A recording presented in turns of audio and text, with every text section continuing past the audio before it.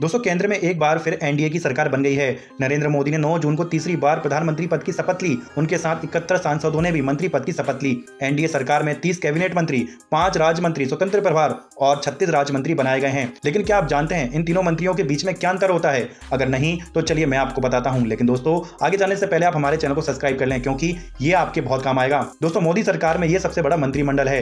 2014 में जब मोदी जी ने पहली बार प्रधानमंत्री पद की शपथ ली थी तब उनके साथ 40 सांसद भी मंत्री बने थे।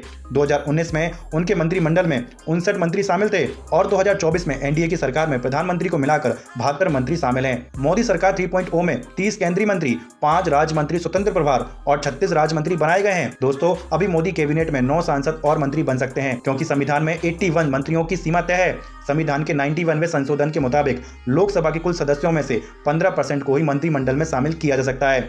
लोकसभा में कुल 543 सीटें हैं, इसलिए कैबिनेट में 81 मंत्री शामिल हो सकते हैं। दोस्तों संविधान के आर्टिकल 75 के तहत प्रधानमंत्री की सलाह पर राष्ट्रपति मंत्रिमंडल का गठन करते हैं। मंत्रिमंडल में 3 तरह के मंत्री होते हैं, जिनमें कैबिनेट मंत्री, राज्य मंत्री, स्वतंत्र प्रभार और राज्य मंत्री शामिल होते हैं। अब जानते हैं इन तीनों मंत्रियों में सबसे ज्यादा पावरफुल कौन होता है। दोस्तों पहले नंबर पर आते हैं केंद्रीय मंत्री। ऐसे मंत्री सीधे प्रधानमंत्री को रिपोर्ट करते हैं। इन्हें जो भी मंत्रालय दिया जाता है उसकी पूरी जिम्मेदारी उनकी होती है। कैबिनेट मंत्री को एक से ज्यादा मंत्रालय भी दिए जा सकते हैं। दोस्तों कैबिनेट मंत्री का बैठकों में शामिल होना जरूरी होता है। सरकार अपने सभी फैसले कैबिनेट बैठक में ही लेती है। दूसरे नंबर पर आते हैं स्वतंत्र प्रभार वाले राज्य मंत्री। दोस्तों कैबिनेट मंत्री के बाद स्वतंत्र प्रभार वाले राज्य मंत्री होते हैं। इनकी भी सीधी रिपोर्टिंग प्रधानमंत्री को ही होती है। इनके पास अपना मंत्रालय होता है। स्वतंत्र प्रभार वाले राज्य मंत्री कैबिनेट की बैठक में शामिल नहीं होते।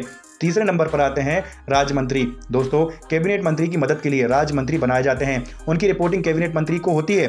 एक मंत्रालय में एक से ज्यादा भी राज्य मंत्री बनाए जा सकते हैं। कैबिनेट मंत्री की गैर मौजूदगी में मंत्रालय की सारी जिम्मेदारी राज्य मंत्री की होती है। राज्य मंत्री भी कैबिनेट की बैठक में शामिल नहीं होते हैं। अब जानते हैं लोकसभा सांसद की सैलरी कितनी होती है। दोस्तों लोकसभा सांसद को सैलरी और भत्ते मिलाकर हर महीने कुल 2,30,000 रुपए मिलते हैं, जबकि प्रधानमंत्री को 2,33,000 रुपए, कैबिनेट मंत्री को 2,32,000 रुपए, स्वतंत्र प्रभार के राज्य मंत्री को 2,31,000 रुपए और राज्य मंत्री को 2,30,000 रुपए दिए जाते हैं। दोस्तों आपको जानकारी के लिए बता दें कि चाहे सांसद हो या प्रधानमंत्री या राष्ट्रपति हो या उपराष्ट्रपति, सभी को इनकम टैक्स देना पड़ता है। हालांकि इन्हें सिर्फ सैलरी पर ही टैक्स देना होता है। वैसे दोस्तों क्या आपको इसके पहले तक इन तीनों मंत्रियों के बीच का अंतर पता था? अगर नहीं तो कमेंट बॉक्स में जरूर बताएं। मिलते हैं किसी नेक्स्ट वीडियो में।